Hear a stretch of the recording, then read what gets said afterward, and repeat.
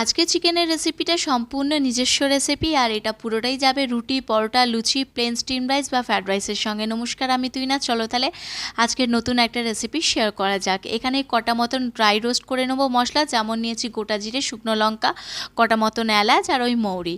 হালকা করে dry roast করে নিয়ে ঠান্ডা করে একটা মশলা বানিয়ে রেখে দেবো। এখানে ওই চিকেনটাকে খুব ভালো করে ধুয়ে জল ঝরিয়ে রেখে দিয়েছিলাম। 1 চামচের মতন গোলমরিচের পাউডার দিয়ে খুব ভালো করে মাখিয়ে কিছুক্ষণের জন্য রেস্টে রেখেছিলাম। এখানে কাজু আর মগজও বেটে নিচ্ছি খুব ভালো করে ধুয়ে জল ঝরিয়ে। আর এখানে মশলাটাও বানিয়ে রেখে দিয়েছি। তেল ভালো করে গরম হয়ে গেলে এখানে চিকেনের পিসগুলো খুব ভালো করে ভেজে নিতে হবে।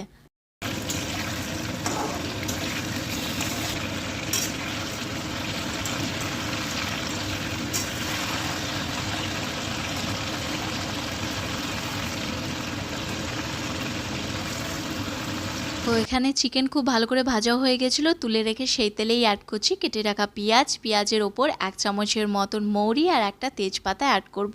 খুব ভালো করে পেঁয়াজগুলোকে ভেজে নিতে হবে, মানে একদম গোল্ডেন ব্রাউন করে নিতে হবে।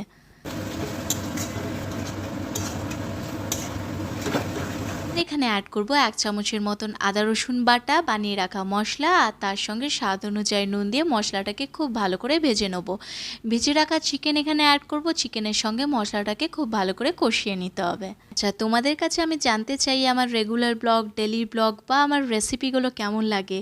সত্যি কথা বলতে তোমাদের কাছে ভালোবাসা পাই বলেই এতটা এগোচ্ছি, আরও এগোতে চাই তোমাদের কাছে ভালোবাসা পেয়ে। তো এখানে মশলা আর চিকেন খুব ভালো করে কষানো হয়ে গিয়েছিলো। 2 চামচের মতন কাজু মগজ বাটা অ্যাড করেছি। তার উপর থেকে অ্যাড করব 2 চামচের মতন টক দই। খুব ভালো করে ফেটিয়ে নিতে হবে। গ্যাসের ফ্লেমটাকে একদম লোতে রেখে খুব ভালো করে চিকেনটাকে কষিয়ে নিতে হবে মশলার সঙ্গে।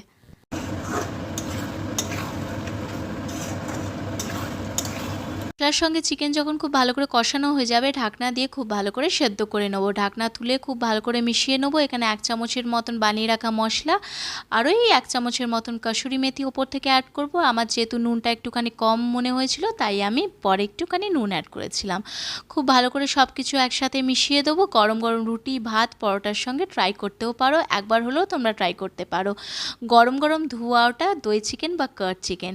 আর যেটার সঙ্গে আমি সার্ভ করছি অলরেডি আমি তোমাদের সঙ্গে শেয়ার করে দিয়েছিলাম চাল পটল।